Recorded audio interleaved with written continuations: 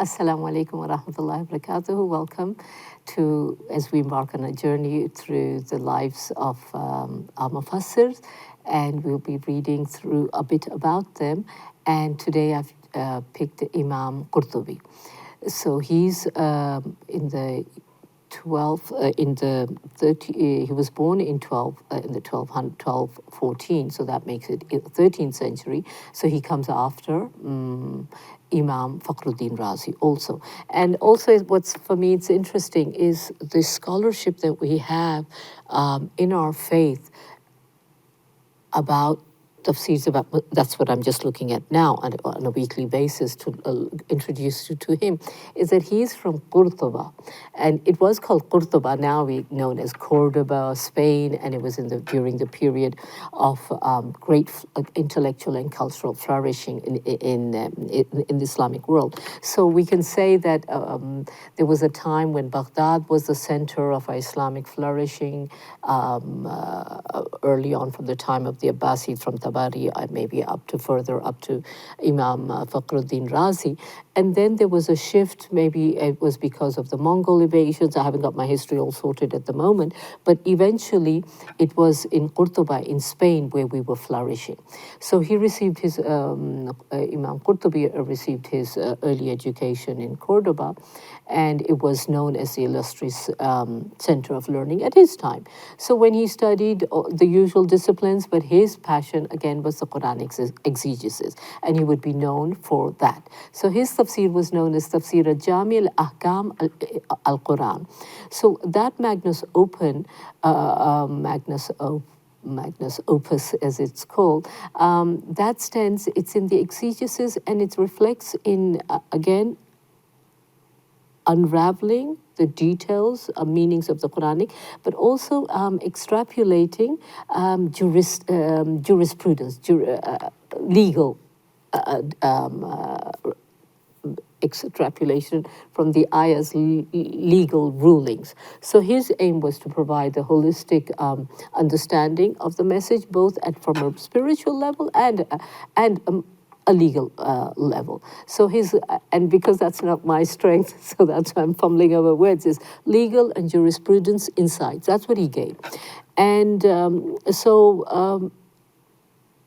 he went into the implications of it, and he became then a very valuable resource for scholars and students of Islamic law further on, and were able to extrapolate from what he put down. So his background also on the cultural and historical context was that he would look at how they came, what was the key situation then, so can you extrapolate that the legal situation for that condition can apply there. So this contextualization always helps the reader understand the circumstances around. That's why a lot of debates we have, whether this or that, and I don't want to get into any legal stuff because it's not of my competence, but just to share that that's where his strength was. And I find that it did have a large, lasting impact, his work, on our scholarship, and it was, I'm saying, I haven't read it again, when his detailed work, but I feel it's something I should know, that this is what his strength was, this is what he brought to the fore, and I should know that if we want to look at legal things, and if you hear a bayan on that, somewhere the mention of Imam Qurtubi will come up. So supposedly, that's where the value comes. So it was accessible, it was clear, and it has been read widely. And also the beauty of those people, they always try to give you an overview, and to bring some sort of coherence or some sort of togetherness about the various schools of Islamic thought. So if this one says this and this one says this, they will try to bring you why that is so. And this is the beauty of our mufassirs, our scholars, across the board, is that they weren't there nitpicking and having a fight with each other. It was about, if you seek a deeper understanding of the Quran, here's what it is, look at all these elements, and you benefit from what is given in there. And the beauty for me is, if you look at it historically in the background of the Andalus area, how it was flourishing and where it went. And so I just want to give you a bit of historical thing about the Andalusia. So it was within the medieval phase of where we were very up there, and Europe was still coming out of the Dark Ages. And they got a lot of the Renaissance and Baroque as their growth of Europe happened because they would come to Spain. Spain had all, Greece is in the west. Aristotle and all the philosophers, Muslim. It was in the golden era, the golden age in Baghdad, when there were so many translators, whether they were Jewish and otherwise. They translated their works. That work came here into Qurtuba and to the west in Andalusia, and that's what the Europeans got access to. And from there, they took it off, and unfortunately, we went in a decline. That is also another place to be discussed, another history. But during that flourishing time of Andalusia,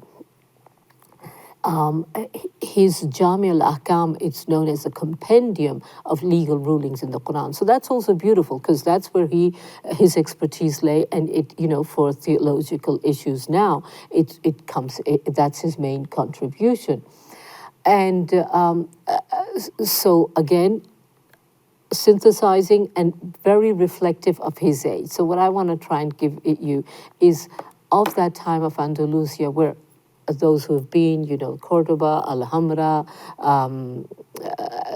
those other beautiful places, and how much, so much so even in terms of science, how they made the water be pumped up and down where there was mechanical, but how the water supplies were there, and we used to have even, I'm saying it myself, but the supply of water was easy and comfortable.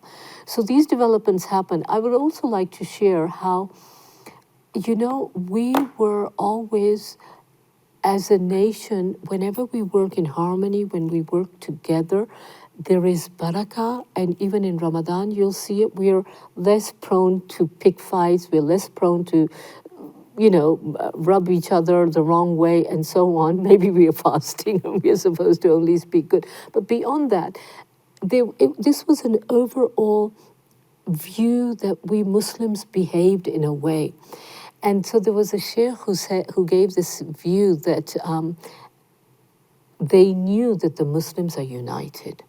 And the way they knew the Muslims were united in the souk in Cordoba, or in that region of Islamic Spain, the other names are missing me, they're just not coming on the tip of my tongue, they're just not coming. Seville, and there's something with a T, Toledo maybe, and other places.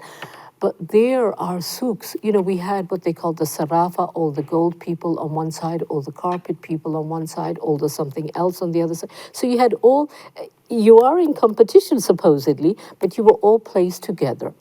And what that did is, but the beauty is, so it was easy in those times. If you wanted to go and check something out, check all those shops out, and whichever one you like, you go for. Whether it's carpets, whether it's this, whether it's that. So the beauty is that what would happen is our tawakkul, our risk, our knowing that what would we do? The shopkeepers, we had whatever, the tourists coming from wherever, and he sold X, Y, and Z, and so on.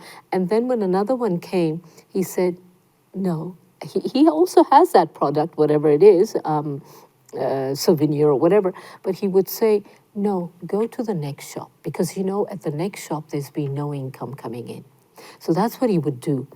the shopkeepers would do. As soon as they've had, they said, no, now go there, try there, try there. So there was harmony and everybody was having their risk. And this is now the Spanish or the Spaniards, the Christians, the Franco, whatever they were called of that time, following the Charlemagne or whoever their king was of that time. When they would come, they said they had spies in our areas to know the day you see a sense of unity fall between the Muslims, that's the time we're going to start attacking. And then, the divide and rule concept.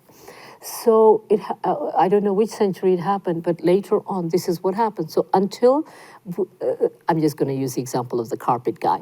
The shopkeeper, he said, no, I've sold my 2 or 3, I've got enough today, go to the other one.